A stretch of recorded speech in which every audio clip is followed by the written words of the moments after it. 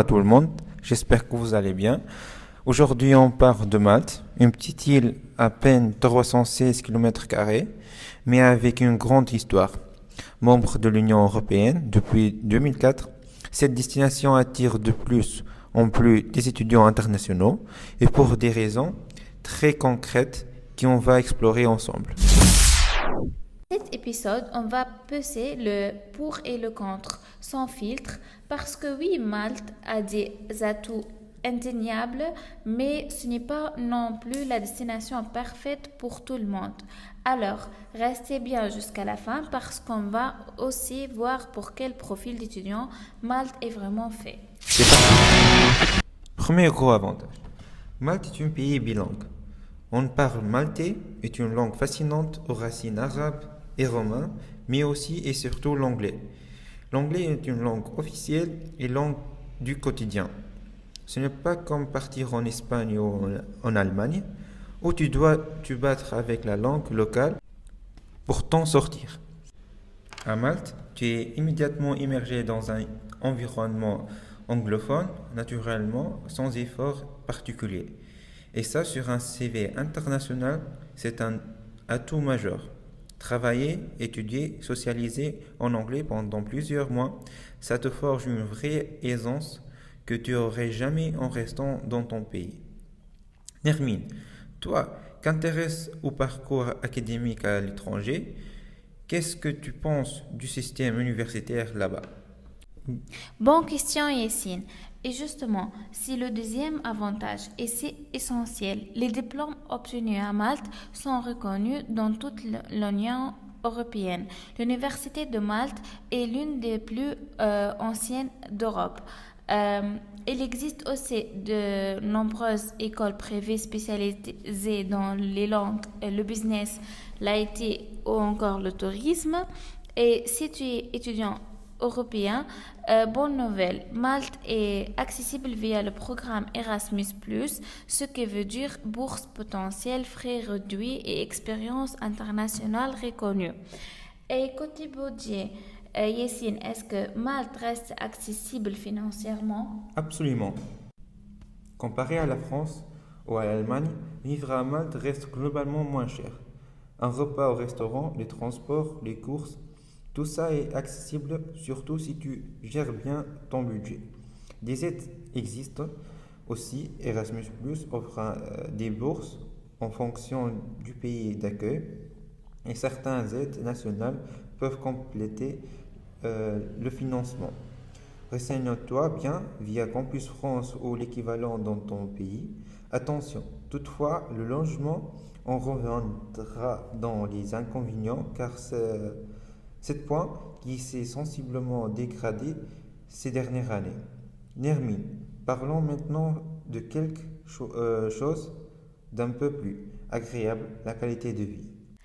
Ah oui, c'est vraiment le point fort. Soyons honnêtes. Qui refuserait d'étudier sous le soleil méditerranéen? Malte bénéficiait d'un climat exceptionnel, plus de 300 jours de soleil par an et des paysages magnifiques. Et au-delà de la plage, c'est un patrimoine historique incroyable. Des sites classés à l'UNESCO, des villes fortifiées comme La Valette, capitale européenne de la culture en 2018, l'histoire est partout. Et parce que l'île est petite, vraiment petite, tout est accessible facilement en voiture ou en bus. Tu veux transférer l'île au moins d'une heure. C'est rassurant quand tu débarques seul dans un nouveau pays. Et justement, Yessine, cette petite île, c'est aussi un vrai carrefour international, non? Exactement. Malte est un carrefour géographique unique entre l'Europe, l'Afrique du Nord, le Moyen-Orient. Cette position stratégique en fait un lieu de brassage culturel intense. Il y a une très forte communauté d'expatriés et d'étudiants étrangers.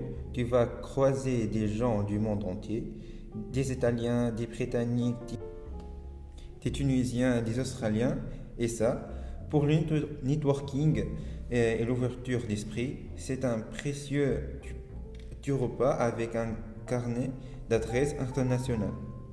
Nermine. Et pour ceux qui veulent travailler en parallèle de leur étude, c'est possible à Malte? Oui, et c'est vraiment intéressant. Malte a développé des secteurs économiques très dynamiques ces dernières années. Le jeu vidéo, la fintech, l'iGaming, le tourisme. Ces industries recrutent et elles sont souvent portées par des entreprises internationales.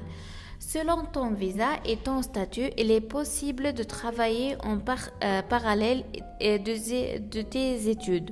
C'est une opportunité réelle d'acquérir une expérience professionnelle dans un contexte international, ce qui est très valorisé à ton retour. Et au-delà de pro, Yessine, partir à Malte, ça change aussi la personne qu'on est, non? C'est le point que je voulais aborder. Partir seul à l'étranger, c'est se confronter à l'inconnu. Et l'inconnu, ça fait peur. Mais c'est aussi là que tu se joues. Gérer un appartement tout seul, ouvrir un compte en banque, comprendre les démarches administratives dans un pays que tu ne connais pas, cuisiner, faire ses courses, tout ça, c'est de la maturité accélérée. La timidité, la peur du regard des autres, ils disparaissent vite. Quand tu n'as pas le choix que de te lancer et rencontrer des gens de cultures très différentes, de l'Athènes, ça élargit vraiment ta vision du monde. Nermine, tu voulais ajouter quelque chose sur ce que ça forge comme personnalité? Absolument. L'expérience à l'étranger t'oblige à t'adapter en permanence. Nouvelles cultures, nouveaux codes sociaux, nouvelles façons de travailler ou d'étudier. Cette flexibilité mentale que tu développes, elle va te servir toute ta vie. On développe aussi l'empathie, la tolérance, l'intelligence émotionnelle. Quand tu comprends de l'intérieur ce que c'est d'être étranger quelque part, tu regardes les autres différemment. Ce n'est pas juste un séjour, c'est une vraie construction de soi. Mais voilà, soyons en équilibre. Malte, c'est pas le paradis, sans nuages. Il y a des points sur lesquels il faut être honnête avant de faire ta valise. Nermine, commençons par quelque chose d'un peu paradoxal. La taille d'île. Oui, c'est le revers de la médaille. On a dit que la petite taille était un avantage, mais après quelques mois, ça peut devenir un inconvénient. Le sentiment d'être enfermé sur un caillou au milieu de la mer, c'est réel pour certains. Si tu aimes les grandes métropoles, les musées géants, les salles de concert, Malte risque de te frustrer. Et pour partir en voyage le week-end, pas de train, pas de frontières terrestres, tout dépend entièrement de l'avion et de ferry. Ça s'anticipe et ça coûte. Yessine, il y a aussi un sujet brûlant en ce moment à Malte, le logement et le transport. Oui, attention, c'est un point critique. La demande de logement à Malte a explosé ces dernières années. Avec l'afflux d'entreprises internationales et d'expatriés, résultat, les loyers ont fortement augmenté. Trouver un bon appartement sans réseau, sur place ou sans aide en amont, c'est vraiment difficile. Et contrairement à d'autres pays, il y a très peu de résidences universitaires publiques, donc prévoyons du temps et du budget pour la recherche de logement avant même d'arriver. Le transport, pas idéal, soyons francs. Les bus existent, mais ils sont souvent bondés, peu ponctuels et les horaires ne sont pas toujours fiables. Il n'y a pas de métro, pas de train, pas de tramway. En pratique, si tu veux te déplacer librement, tu vas vite avoir besoin d'un scooter ou d'une voiture. Et n'oublions pas, la conduite à Malte, ça se fait à gauche. Héritage britannique. Obligé.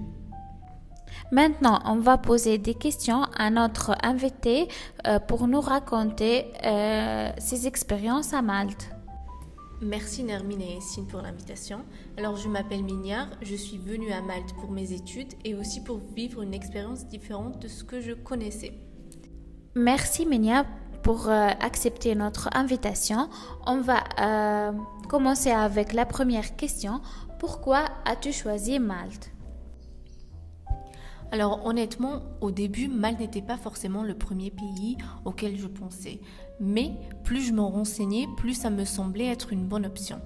Alors c'est un pays où on parle anglais, il y a des gens du monde entier, et puis l'île a une ambiance assez unique. On a l'impression d'être dans un petit pays, mais avec une ouverture très internationale. Mignard, quel a été ton plus grand défi à ton arrivée? Honnêtement, je dirais l'adaptation. Quand on arrive dans un nouveau pays, même pour des choses vraiment simples, comme prendre le bus, trouver un logement ou même comprendre certaines habitudes, tout est nouveau. Au début, ça peut être un peu déstabilisant, mais avec le temps, on prend confiance et on finit par créer sa propre routine. Mignard, quels sont les avantages de Malte selon toi? Ce que j'aime le plus, c'est la diversité. Dans une seule journée, tu peux parler avec des personnes de plusieurs nationalités différentes. J'aime aussi le fait que l'anglais soit utilisé partout, parce que ça aide énormément à progresser. Et aussi, bien sûr, le soleil et la mer, ça me fait jamais de mal, bien sûr. Ça donne une ambiance assez détendue à la vie quotidienne. Quels sont les inconvénients? Je pense que comme partout, il y a des points moins positifs. Les loyers peuvent être assez chers, par exemple, et surtout dans certaines zones. La circulation aussi peut être compliquée parfois. Et puis, comme c'est une île, il y a des moments où on peut avoir envie de changer complètement d'environnement ou même de voyager ailleurs. Et cette expérience t'a-t-elle changé personnellement? Oui, énormément. Je pense que vivre à l'étranger te pousse à grandir plus vite. Tu apprends à te débrouiller seul et à sortir de ta zone de confort et à rencontrer des personnes qui ont des parcours très différents du tien. Vraiment, ça m'a rendue plus indépendante, mais aussi plus ouverte d'esprit. Aujourd'hui, je me sens beaucoup plus confiante qu'avant d'arriver à Malte. Merci Mignard pour gérer votre expérience avec nous. Merci à vous. Merci d'avoir écouté cet épisode jusqu'au bout. Si tu l'as aimé, n'oublie pas de t'abonner et de partager autour de toi. On se retrouve très vite pour un prochain épisode. À bientôt. Merci beaucoup pour écouter à nous et à bientôt aussi.